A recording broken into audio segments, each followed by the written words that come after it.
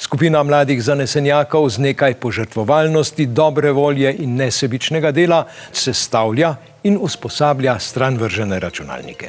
Potem pa jih podarijo tistim, ki si novega ne morejo privoščiti. Na njihovo veliko veselje seveda. Zakaj bi sploh metali proč opremo, ki je v bistvu še obnovljiva in še uporabna in bi jo lahko nekomu podarili? To bi bila v bistvu traparija. Vse te ideje so v društvu dolg časa združili v genijalen projekt. Pričeli so zbirati odsluženo računalniško opremo, iz katere sestavijo delujoče računalnike in jih podarijo socialno ogroženim skupinam. Podarjali smo otrokom osnovnošolskim, potem tudi invalidom, azilantom.